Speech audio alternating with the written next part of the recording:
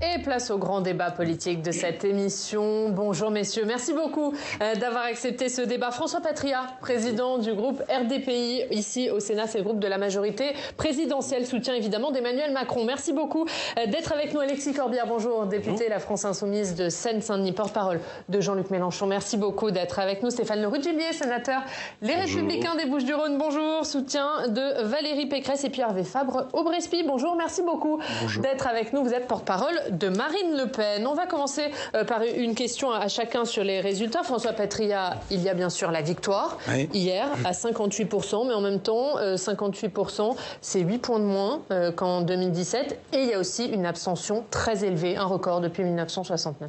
Je vois que vous êtes devenu vous aussi une adepte du en même temps. Ça me fait plaisir. Moi, je le suis depuis pas mal d'années. Vous savez, un soir comme hier soir, on est partagé entre plusieurs sentiments. D'abord, bien sûr, la fierté et le bonheur. Vous savez, j'ai eu des échecs et des victoires dans ma carrière. Il faut assumer ses défaites. Il faut savourer aussi ses victoires un peu. Même si je vois bien que déjà ce matin, le répit peut laisser à la majorité. Ensuite, je dis gravité. Gravité parce que la situation dans ce pays, dans le monde, dans l'Europe aujourd'hui est grave et qu'il faut prendre cette élection, bien, je le dis avec bonheur, mais aussi sans du tout faire de triomphalisme. Absolument pas triomphalisme ni arrogance. Il faut ce soir se dire que, comme l'avait dit le président il y a quelques semaines, quelques mois, le plus dur est devant nous. Le plus dur est devant nous, vu la situation internationale, vu les drames que l'on connaît aujourd'hui en Ukraine et autour, la situation économique avec l'inflation qui reprend aujourd'hui, les problèmes climatiques qui vont survenir à la suite des désordres qui arrivent en Europe de l'Est. On voit bien que la situation va être difficile et en même temps, le président aura à conduire des réformes. Il l'a dit, il va les conduire avec une méthode nouvelle, l'a-t-il dit lui-même, et je le crois, parce que j'en ai parlé avec lui à plusieurs reprises et avec ses amis, de co-construction, de réformes importantes, tout en essayant de redonner aux Français de l'optimisme qu'ils avaient perdu. Et on va en parler de cette méthode. Vous, Hervé Fabre-Aubrespy, comment vous l'avez accueilli, ce résultat d'hier? Est-ce qu'il y a eu de la déception dans le camp de Marine Le Pen?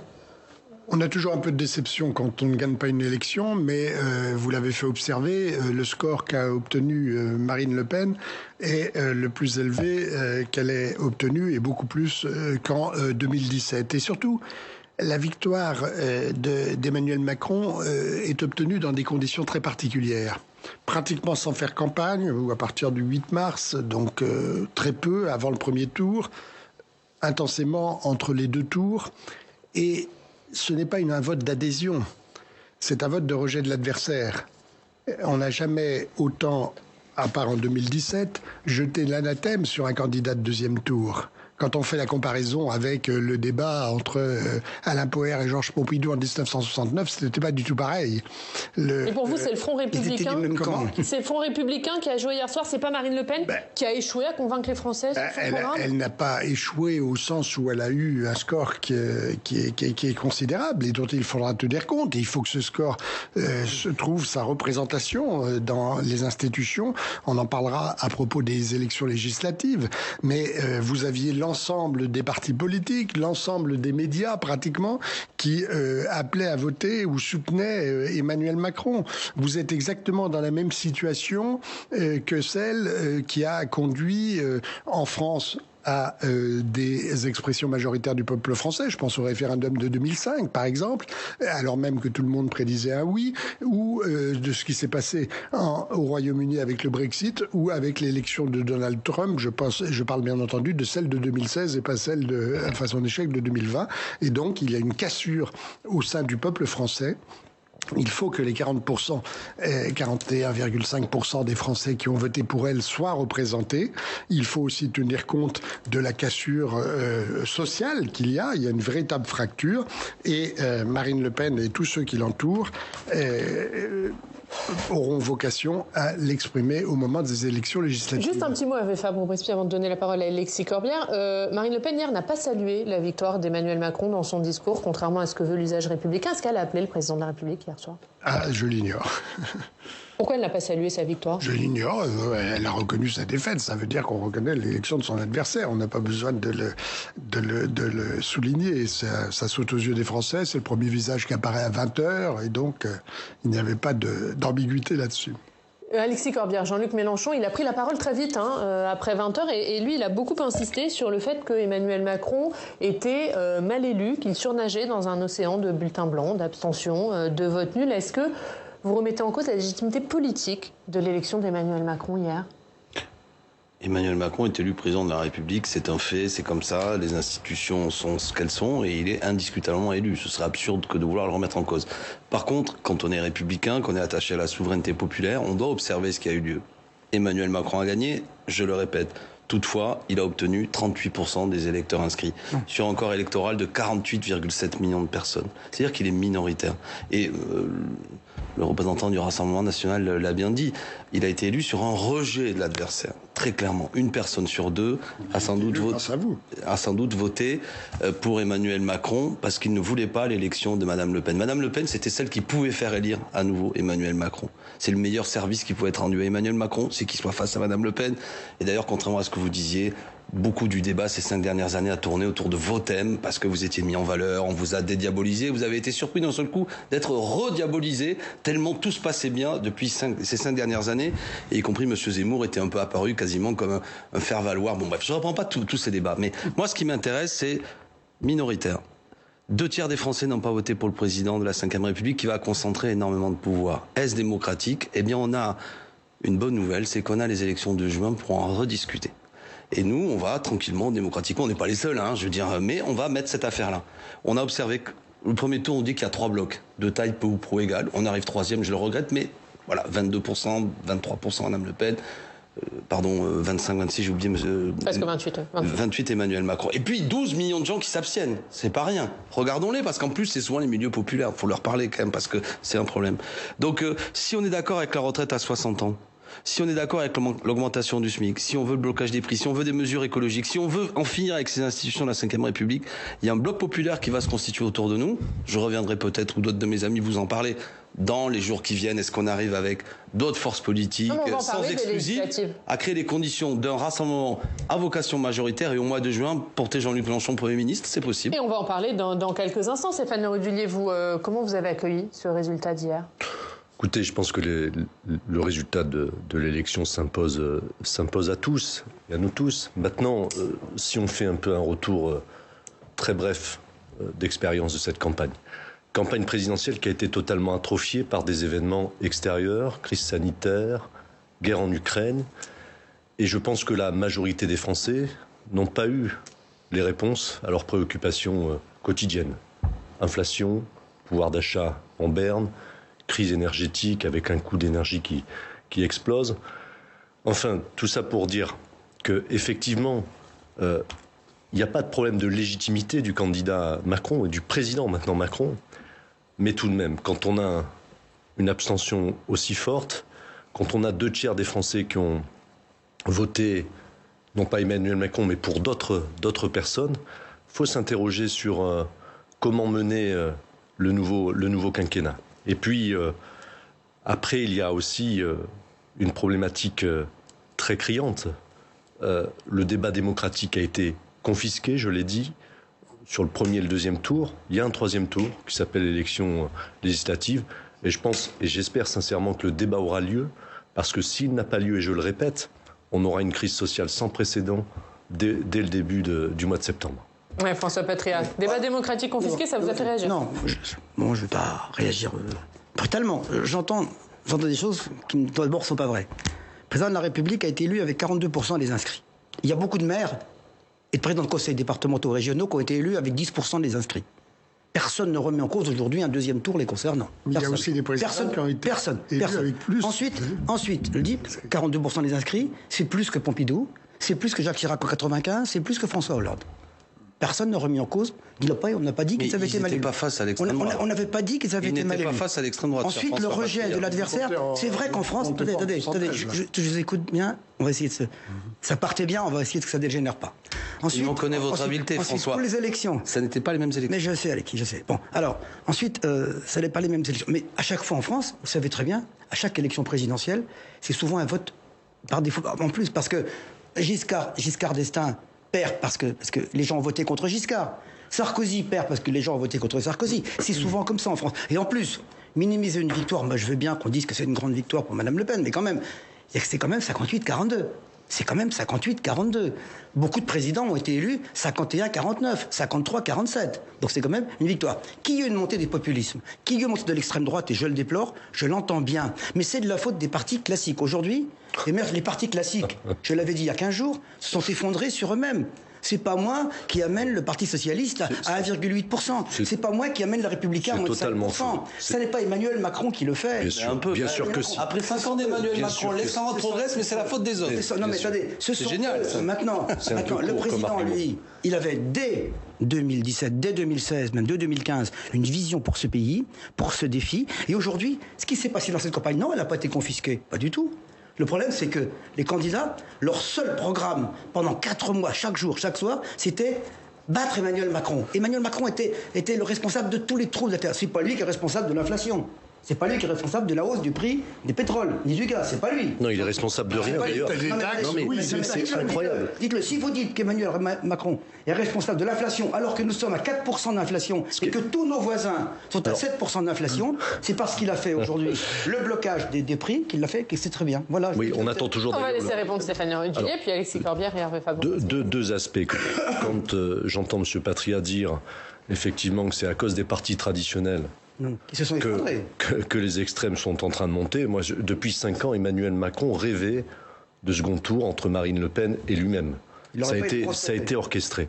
Maintenant, Emmanuel Macron se trompe. Penser que le fait d'avoir un parti central avec 2 forces extrêmes, c'est un leurre. En démocratie, il y a toujours eu la droite et la gauche depuis 250 ans, même si le contenu a évolué idéologiquement.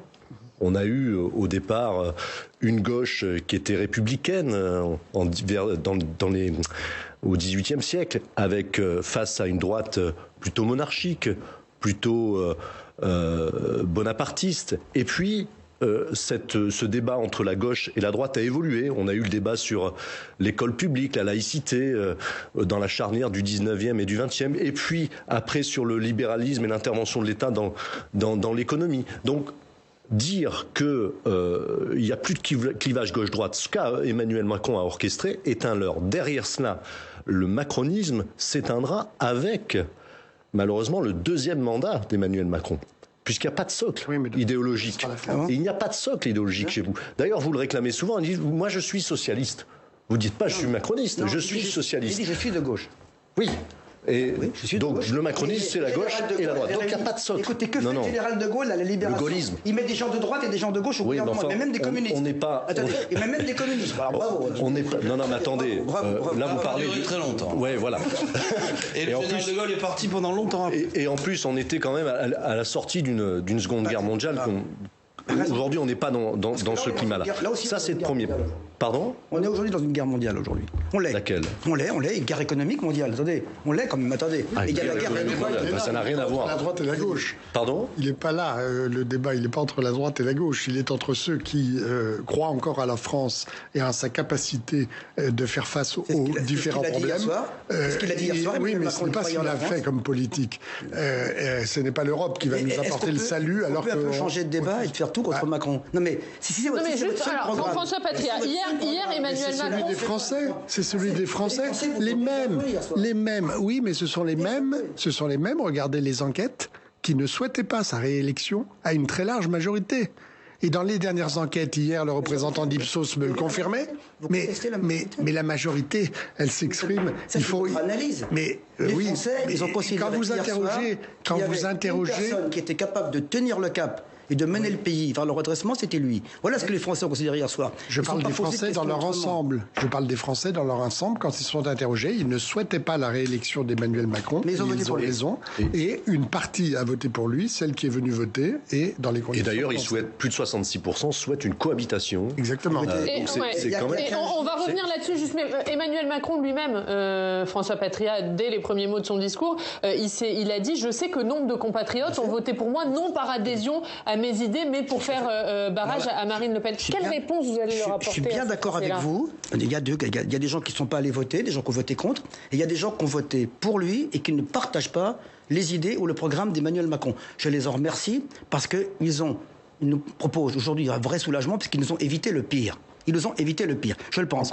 Ensuite, pour ce qui me concerne, moi, j'ai choisi celui que je pense être le meilleur pour gouverner le pays. Donc, dans ce domaine, j'entends bien. Et d'ailleurs, ce qu'a dit le président hier soir, il faut entendre tout le monde. Il faut prendre en compte les désespoirs, les colères, les rancœurs, les ressentiments, les divisions. Il faut les prendre en compte. C'est le rôle d'un chef de l'État de rassembler. Et au moment où le chef d'État cherche à rassembler, ce matin, vous cherchez tous à diviser. Moi, je veux bien, mais on est d'accord. Mais ça, les Français l'entendront aussi. Et vous savez, les prédictions sur ce que veulent les Français ne voulaient pas d'un débat entre Marine Le Pen et puis Emmanuel Macron. Ils l'ont eu. Et ils ont voté. Ils ont choisi. Alors, s'ils étaient majoritaires à n'avoir pas voulu, pourquoi est-ce qu'on y est arrivé? Expliquez-moi. Parce que Marine Le Pen a fait une excellente campagne. Parce que Marine Le Pen a fait une excellente campagne. Elle était la seule depuis 6 mois à aller au contact des Français. Elle leur a parlé. Elle leur a dit ce qu'elle souhaitait pour le pays. Elle a tenu compte des propositions d'Emmanuel Macron qui ont ensuite évolué pour éviter rejoindre les Russes. Qu'est-ce que ça veut dire ça? Qu'est-ce que ça veut dire ça? Elle a dit simplement, et ça c'est très gaulliste, vous avez fait référence au général de Gaulle. Je suis moi-même gaulliste. Et vous avez fait référence. Je sais pas qu'il n'est pas gaulliste en France en ce moment. Il y a une attitude qu'il est et qui ne l'est pas. On dialogue au niveau international, pas avec les personnes. On dialogue avec les pays. Donc elle a dit qu'il faudra demain tenir compte de la Russie. Personne ne peut dire le contraire. Et qui sera le dirigeant de la Russie dans 2 mois, 6 mois? C'est une façon très efficace d'aider les Ukrainiens aujourd'hui. Mais c'est exactement ce qui s'est passé dans toute l'histoire des relations internationales et en tout cas tel que les concevait le général de Gaulle. Vous n'auriez jamais eu de relation avec la Chine avec le président Nixon si on avait eu le raisonnement que vous tenez. Et on va revenir à ce qu'a dit Emmanuel Macron hier sur ces Français auxquels il s'est adressé, qui ont voté pour lui non par conviction mais pour faire barrage à Marine Le Pen. Emmanuel Macron a promis des réponses à cette colère. Il a promis une nouvelle méthode. Qu'est-ce que vous attendez ce matin, Alexis Corbière, de la part du président de la République? Mais moi, je suis pas naïf. Je veux dire, c'est une nouvelle méthode. Évidemment, ça va être mieux demain. C'est formidable. Il a entendu la bienveillance. Je peux vous faire aussi la liste de tout le champ lexical. Bon, très bien. Maintenant, je pense que les gens, il faut sortir de là pour avancer très concrètement. Y compris, je m'adresse une fois de plus, à François Patria. Pour ou contre la retraite à 65 ans? C'est très concret. Pour ou contre la retraite à 65 ans? Est-ce qu'on fait travailler les Français plus et plus longtemps? C'est ce qu'il a dit sous les applaudissements de vos supporters à l'Arena. Moi, je suis pas d'accord. Mais les Français ont le droit d'être d'accord. S'ils veulent travailler plus longtemps, votez pour vous. Mais si c'est pas le cas, il y a Mélenchon et la retraite à 60 ans. On peut continuer les thèmes comme ça. Sortons, parce que et en même temps est une manière aussi parfois de ne rien dire. Ou de ne rien faire. Ou de faire des choses que je désapprouve. Baisser l'assurance chômage de près de 4 millions de chômeurs, qui concerne quand même beaucoup de gens, je suis en radical désaccord. Baisser de 5 € les APL pour les gens les plus modestes, je suis en radical désaccord. Et je peux continuer la liste. Donc ce qu'il y a de formidable, parce que tous autour de cette table, on pense que toutes les tensions et désaccords que nous avons, il faut les trancher démocratiquement. Moi, je pense que ce pays peut partir et se déchirer. Sauf si on arrive à créer des conditions que les élections tranchent nombre de sujets. Moi, je pense, c'est mon analyse, vous avez le droit d'être en accord avec moi, que les tensions sociales qui traversent ce pays ne sont pas apaisées par le résultat de l'élection présidentielle. Absolument. Je l'assume devant le représentant du Rassemblement national, je ne souhaitais pas votre victoire, je souhaitais votre défaite. Parce qu'y compris ce que vous avez exprimé clairement à travers votre candidate, qui consiste à dire qu'une religion dans ce pays, il y aurait une interdiction de signes religieux dans la rue, et contraire même à la loi de 1905. Elle n'a jamais dit ça. Bon, mais écoutez-la, parce qu'elle a dit qu'elle était contre le voile dans la rue. Vous allez dans des quartiers comme la Seine-Saint-Denis, par exemple. Moi, non, j'y vais jamais, figurez-vous. Et qu'est-ce qui se passe là-bas? Vous voyez des burqas, vous en voyez pas? Vous voyez des Monsieur, soyez honnête. Alors, si vous ne faites pas la différence entre la burqa et le voile... Je veux dire par là qu'on a une loi dans la République. Pour vous, c'est pareil, la burqa et le voile? Non, le voile... Est-ce que la burqa et le voile sont la même chose? Non, bien sûr. D'accord. Le voile... Mais je parle d'une interdiction. Mais votre candidat a proposé l'interdiction du voile dans la rue. Du voile comme signe de l'islamisme, pas de l'islam. Mais vous réalisez ce que vous dites? Mais c'est exactement ce qu'on... Vous êtes pour interdire... Il y a une religion... Mon opinion personnelle importe peu. Moi, vous savez, j'ai pas un attachement aux religions en soi. Mais je pense que la liberté publique, c'est que dans la rue, Mais je ne parle pas des fonctionnaires. On a le droit de mettre une kippa, on a le droit éventuellement de mettre un voile, quelle que soit mon opinion. Oui, et vous voyez, dès que je discute avec vous, mais restons là parce qu'on est en désaccord, assumons-le. Vous parlez de burqa, vous mélangez tout. Non, je veux dire que la loi républicaine n'est pas appliquée à l'heure actuelle. Monsieur, la loi républicaine, c'est la loi de 1905 et elle n'interdit pas les... Attendez, non mais ne me faites pas la leçon parce que vous m'inquiétez. La loi de 1905, elle est très claire. C'est une loi de liberté de conscience et de liberté religieuse. Et aucun article de la loi de 1905 qui définit la laïcité n'interdit un signe religieux dans la rue. Pourquoi des pays qui ont la religion je vous parle de la France, monsieur. Bon, vous aimez la France, vous parlez d'autres pays. Et après, on va avancer. On ne va pas vous mettre d'accord là-dessus. Mais si, vous êtes perdu. Bref. Ce voile, il est imposé à une large partie des personnes qui le portent. Il n'est pas souhaité ni voulu. Et là, qui pas imposé ou pas, monsieur? Je souhaite. Est-ce que la kippa est librement portée par ceux qui le veulent? Qu'est-ce que vous en savez finalement? Moi, je ne me prononce pas sur les signes religieux. On les porte. Bref. On va revenir sur le climat social parce que c'est intéressant, juste que vous disiez. C'est intéressant, juste que vous disiez, Alexis Corbière. Mais justement, juste un chiffre, puisqu'on a posé, notre partenaire Ipsos Passeria a posé la question aux Français sur est-ce que si Emmanuel Macron est réélu, il y aura des troubles et des tensions dans le pays? 77% des Français ont dit oui. Oui, parce que. Voilà, parce que je veux dire, il y a 8 à 9 millions de gens sous le seuil de pauvreté. Bref, ce que je veux dire, c'est qu'il faut... Profitons de l'occasion. On a une élection au mois de juin. Si les dates ne bougent pas, on va avoir 2 mois de discussion. Cette fois-ci, il n'y aura pas cette histoire de candidat, pas candidat, etc. Tranquillement. Nous, je répète ce que je disais tout à l'heure. Moi, je parle pour moi et je comprends que les gens autour de la table aussi défendent leurs opinions et c'est tout à fait respectable. Nous, on va élargir ce qu'on appelle l'union populaire. On va créer les conditions. Je ne sais pas si nos amis ou les gens à qui nous sommes adressés vont répondre favorablement, mais je le veux ardemment pour qu'on élargisse ça. On va essayer d'avoir un programme social qui reste dans l'épure de ce que nous avons présenté aux Français, dont je viens de parler tout à l'heure, et qui va permettre peut-être que les 12 millions de gens qui se sont abstenus vont se dire là, cette fois-ci, il y a l'occasion de changer les choses. Et on y va pour gagner, parce que je pense que ce président minoritaire peut être aussi minoritaire dans l'Assemblée nationale et nous pouvons faire une majorité populaire autour de nos thèmes. Ça vaut le coup. Donc je dis à tous ceux qui sont mobilisés, notamment pour Jean-Luc Mélenchon et les autres, remobilisez-vous. Ne perdez pas de vue que l'élection présidentielle, peut-être qu'elle occupe l'espace, et les élections au mois de juin, elles sont aussi importantes, voire plus. Donc restez mobilisés, intéressez-vous au débat, écoutez tous les candidats, restez comment dirais-je, politisés, républicains, quoi, parce qu'on a envie que ce pays aille mieux. Donc pour vous, c'est un véritable troisième tour. Ben oui, voilà. Vous en avez déjà une vingtaine de pourcents qui ne vous ont pas suivis. Ils n'ont pas suivi les consignes de Jean-Luc Mélenchon hier. Et alors, and so what? And so what, comme vous dites, on est en France, je vous le rappelle. Donc, vous n'avez pas la capacité de réunir ce Moi, je que cherche vous à souhaitez convaincre, réunir. et puis voilà. Vous chercherez, mais vous ne pouvez pas parce que vous êtes discrédité pour le faire. Parce que effectivement, vous avez contribué à ce que la retraite à 65 ans soit mise en application. Je me tourne vers vos deux sénateurs. Oui, dans 10 ans. Enfin, je vous signale. Ça fait 2 fois que je vous signale. Ça fait 2 fois que vous faites bien. Ça fait 2 fois que vous faites. C'est un président détesté. On le fait élire. Ça fait 2 fois. Ça fait 2 fois que. Vous êtes le faire-valoir et l'assurance vie d'Emmanuel Macron. Face à vous, il gagne tout le temps. Il est détesté, mais face à vous, il gagne parce qu'effectivement, les gens ne vous supportent pas non plus. C'est un problème. La réponse de Stéphane Le Ruquier. Après, on parle des législatives. Il y a un enseignement. Déjà, Emmanuel Macron perd des millions de voix entre 2017 et 2020. Il en fait plus. Non. Il fait 1 million de voix de plus qu'au premier tour. Non, il a perdu 2 millions de voix. Il en fait moins au second tour.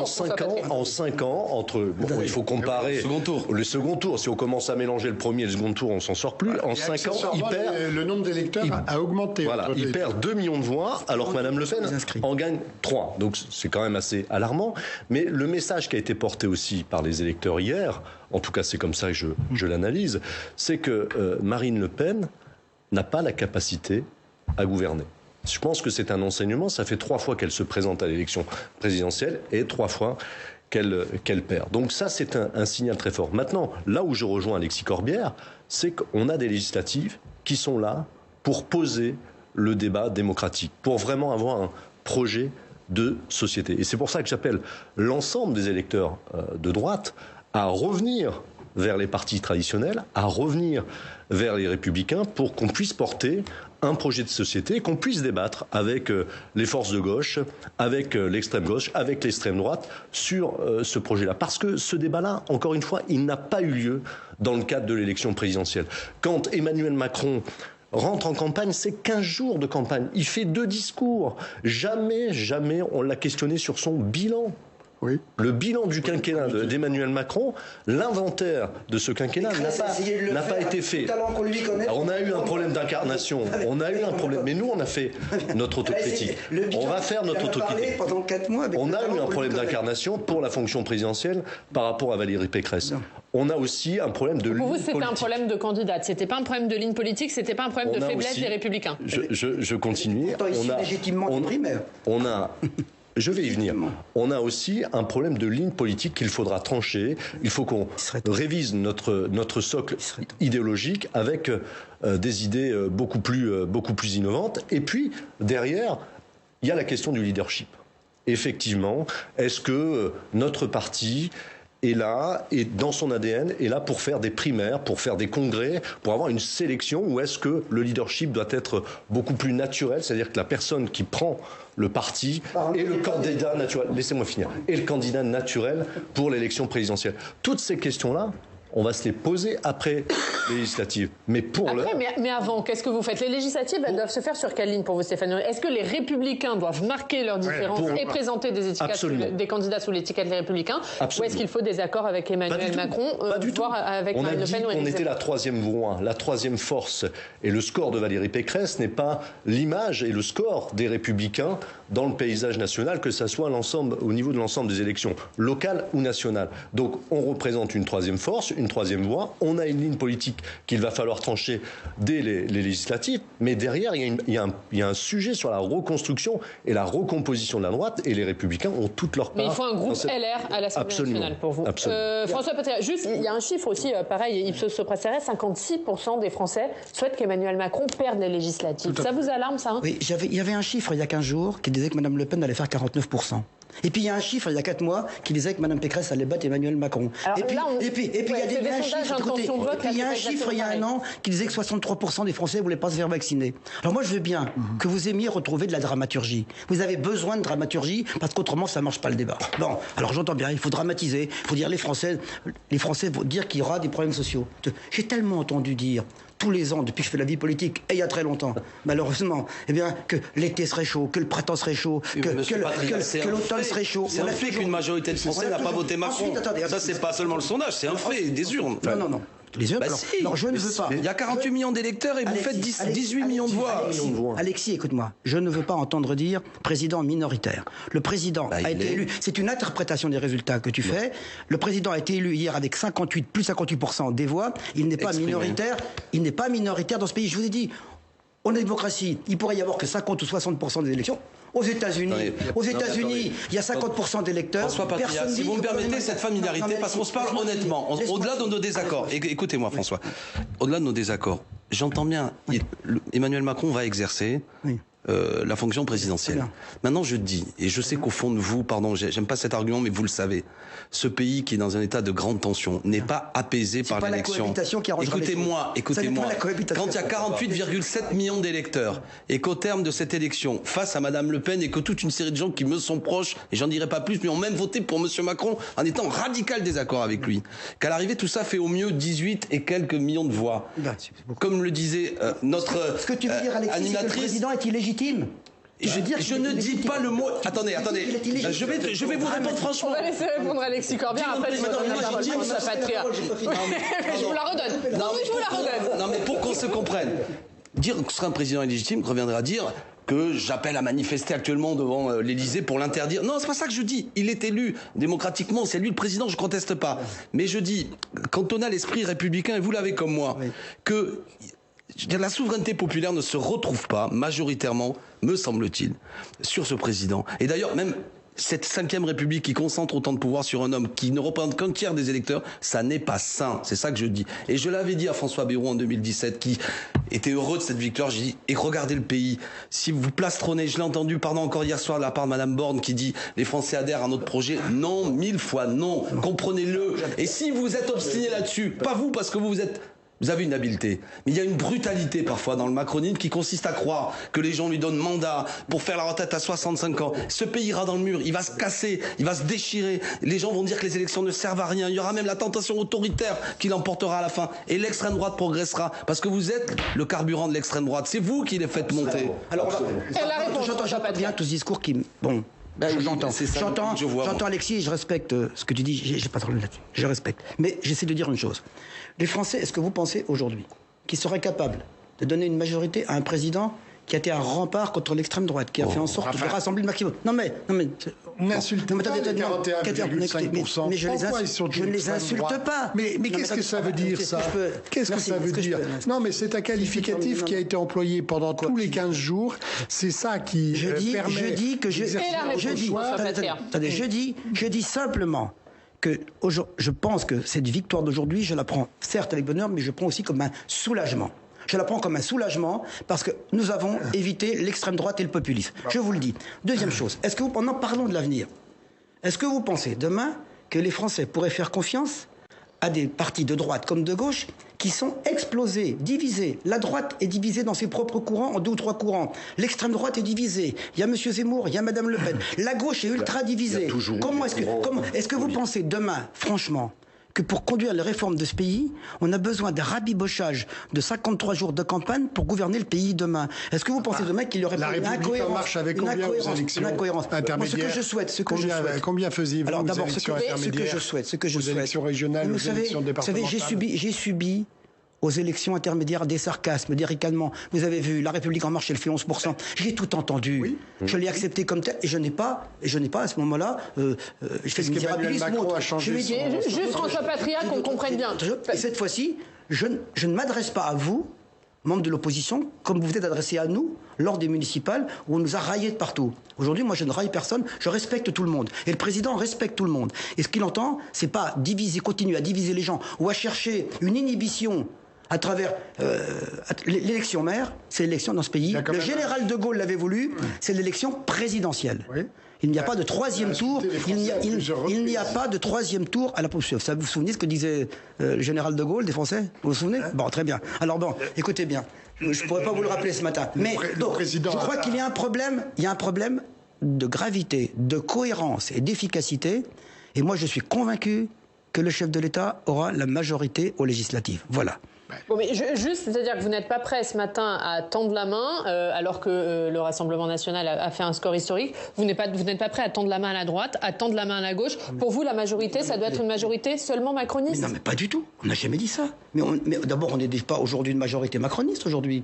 Quand je vois Agir, quand je vois Horizon, quand je vois le Modem, quand je vois des gens qui nous rejoignent, c'est proche d'Emmanuel Macron. Ils ne sont pas macronistes, que je sache aujourd'hui. C'est pas très différent. C'est pas très différent des courants que vous dénonciez tout à l'heure des partis traditionnels. Quand même. Et bien justement, c'est pourquoi j'aspire à un grand mouvement.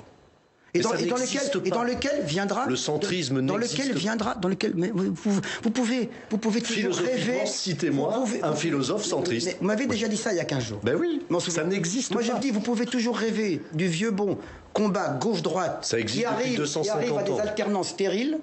Moi, je souhaite, le président, un rassemblement des Français. Oui. Un rassemblement des Français. Comment donc, avec 16 millions d'abstentionnistes, tous ceux qui veulent nous rejoindre demain, et là, je crois que le président, hier soir, l'a dit clairement, et nous le disons clairement, tous ceux qui veulent nous rejoindre pour participer aux responsabilités, pour partager demain la vision du président et faire avancer ce pays.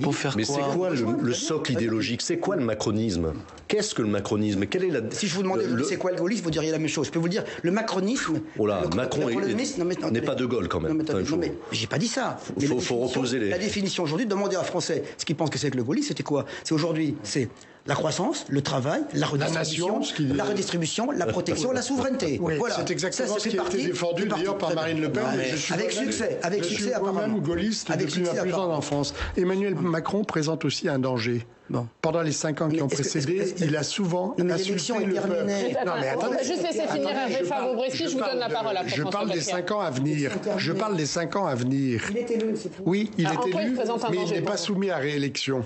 Il n'a pas cette perspective de sanction. Depuis le 2017, il n'a pensé qu'à 2022. C'est ça qui s'est passé pendant 5 ans. Il a fait de l'électoralisme à propos de la crise sanitaire. Il en faisait aussi à propos de la crise ukrainienne. Tous les Français l'ont vu en faisant de l'électoralisme. Et donc, sans avoir de perspective de... Non, pas du tout. Pas du tout. Pas du tout. Je vous dis simplement... Vous savez l'exercice du pouvoir. Vous savez la façon dont ont été traités parfois les parlementaires de sa propre majorité. Vous savez la façon dont il a décidé seul d'un certain nombre de choses. Enfin, seul avec l'aide de cabinet de conseil, par exemple, c'est votre institution qui l'a très bien dit dans un rapport. Je veux parler de l'affaire McKinsey. Et donc, 5 ans sans avoir de sanctions attendu du peuple français, du comportement d'Emmanuel Macron, peut présenter... Pas du tout. Pas du tout. Parce que le quinquennat renouvelable, c'était le septennat, et il n'y avait pas de limite à la réélection. Comment il n'y avait pas Chirac, Sarkozy, Hollande avant? Moi, j'ai du mal à comprendre. Ils ont été soumis à la réélection. Il y a eu les périodes de cohabitation s'agissant de Jacques Chirac, mais s'agissant du président Pompidou, son mandat a été interrompu. Sinon, il aurait été soumis à la réélection. Et après, on a la parole à Stéphane Le Rudulier. Voilà. Moi, j'ai du mal. Vous n'avez pas répondu à la question. Vous ne souhaitez que le chaos demain. Pas du vous tout. ne souhaitez pas que la France se redresse. Je souhaite que les Français soient représentés. Pas du tout. Pas du tout. Le système électoral ne permet pas la représentation du peuple français dans son ensemble. On va voter la proportionnelle. Oui, vous aviez déjà dit ça en 2017, vous ne l'avez pas fait. Et puis si vous le dites et si vous le faites, ça ne sera pas avant 2027.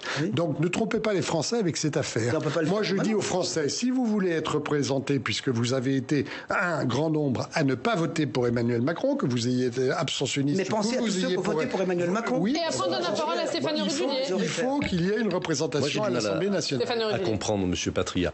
Emmanuel Macron a annoncé un programme d'économie de 10 milliards à 14 milliards sur les collectivités. Si, c'est dans son projet présidentiel. Écoutez, il ne faut pas mentir. Faut pas mentir. Ça a été annoncé, 10 milliards à 14 milliards. Il n'a pas dit qu'il ponctionnait 10 milliards, il a dit qu'il y aurait des économies sur les collectivités territoriales. Alors après, on peut jouer. Sarkozy n'en a pas fait. On peut jouer. Non, on peut jouer avec les mots. Vous êtes représentant des collectivités territoriales au Sénat. Oui, vous aussi. Bien sûr. Oui. C'est pour ça que je suis contre M. Macron. Été aussi bien traité que pendant les 5 dernières années. C'est pour ça que je suis contre M. Macron, parce que qu'est-ce qu'il va faire, M. Macron? C'est qu'il va encore taper dans les caisses des collectivités, des communes. Non, c'est pas ça. Vous n'avez pas lu le programme, équilibrer le budget de l'État. Ce qui est vraiment un point de désaccord entre nous. Le deuxième aspect... Alors on laisse finir Stéphane Le Rudulier, après vous répondez, après on donne la parole à Alexis Corbière. Laissez-le répondre, François Patria, parce que sinon on ne va pas y arriver. Je vous réponds dessus. Depuis qu'il a été élu président de la République, aucune dotation n'a baissé en France pendant 5 ans. C'est faux. C'est faux. Aucune dotation. C'est faux. C'est faux. Vous jouez avec les mots. La dotation globale de fonctionnement. Oui, justement, ils le savent bien. Oui. Le président a dit, je vais faire 20 milliards d'économies, 20 milliards pour l'État et 20 milliards pour les collectivités. Non pas en c'est 20 milliards maintenant. Non, mais l'État. Alors j'étais à 10 à 14 milliards, maintenant c'est 20. Attendez, j'ai dit 10 milliards pour l'État, 10 milliards. Ah, d'accord, pardon. C'est le il est sur toutes les balles. Nico, il tape tout le temps. Il est infatigable. Je finis. Et après, c'est 10 milliards. Question 10 milliards, c'est comme le pacte de Cahors. Il a que c'est le pacte de Cahors. Le pacte de Cahors. Qui a plombé quand même. Le pacte de Cahors. Le pacte de Cahors, c'est le pacte qui limitait la hausse des dépenses des collectivités. Parce que là, vous êtes en train de faire tout le monde. Non. C'est ce qui est proposé pour les 10 milliards. C'est une forme de pacte de Cahors. Alors, je voudrais juste revenir sur la réponse de Stéphane Le Rudulier. Je voudrais juste revenir sur la proportionnelle. On agite ce chiffon en disant proportionnel. Attention, quand on touche à nos institutions, à ne pas retomber dans les écueils de la 4e République. La proportionnelle a été un marqueur très fort de la 4e République et il y a eu une instabilité derrière de gouvernements liés à cette proportionnelle. De la guerre d'Algérie. La 4e République a relevé le pays, fait la sécurité sociale. Faut arrêter ce discours. La 4e République a été formidable et elle permettait autre chose que cette monarchie. Oui. On changeait elle a chuté sur la guerre d'Algérie. On changeait de gouvernement parfois toutes les semaines. Et alors actuellement, vous voulez qu'on fasse la liste de tous les ministres des Finances qui sont succédés, du fait qu'on a M. Castex qui était un inconnu qui devient Premier ministre, avant Édouard Philippe qui avait soutenu. Non, mais je veux dire, ça n'est pas faire très attention. Non mais je vous dis, on a compris le désaccord que j'ai avec le RN, mais moi je ne suis pas d'accord pour qu'une force au second tour soit quasiment inexistante à l'Assemblée. C'est pas bien. C'est pas bien. C'est tous les courants à l'Assemblée nationale. Je suis d'accord. Oui, mais je dis attention à la proportionnelle intégrale. C'était la base de la 4e République. On a vu ce que ça donnait. Le pouvoir des députés, parce que le problème c'est pas seulement la proportionnelle. Si on a encore un président qui peut dissoudre un président et un gouvernement qui a fait l'initiative des lois, etc. Je veux dire, moi après 5 ans de mandat de député, je veux dire, c'est un parlement qui est assez croupion, assagi. Non mais ça, oui, mais c'est le fond du problème. C'est lié à l'utilisation du pouvoir d'Emmanuel Macron, des institutions. Non, mais ce sont les ordonnances. Je veux dire, non, mais les ordonnances, vous le savez très bien. On n'a jamais eu autant autant d'ordonnances que sous ce quinquennat.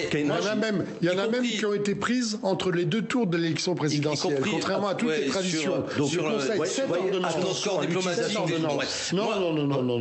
Cette ordonnance. Mais on a besoin que ça avance. Moi, je pense que, y compris là-dessus, quand il y a autant d'abstention, on l'a vu, on a évoqué des élections intermédiaires, 30% de participation pour désigner président de région. Tout à l'heure, vous me demandiez ce qui était légitime. Les mots, je veux pas... mais oui, je pense qu'un président de région qui est élu avec 10 à 15% du corps électoral, il y a un problème. Voilà. Ou idem pour un maire. Donc comment on fait pour rebrasser tout ça? Comment on fait pour que le citoyen ait plus de pouvoir? Je reprends pas ce que... Et pourtant, on est dans la proportionnelle au niveau des régions. Oui, non mais je veux dire... comme quoi? Oui, mais donc il faut réfléchir à... C'est pour ça que nous on a porté la 6ème République, comment il y a un contrôle, un droit de regard des citoyens, une possibilité d'intervention avec des référendums d'initiative citoyenne, nombre de sujets. Moi, je voulais juste... Et c'est normal, on met de la passion dans tout ça... Soyons précis. Pardon, je reviens à ce que je disais tout à l'heure. Là, on doit trancher pour ou contre retraite à 65 ans. Voilà, très clairement, si je dois résumer les choses... c'est comme ça que vous résumez les législatives. Mais parce que sinon, on va se perdre droite, gauche, machin.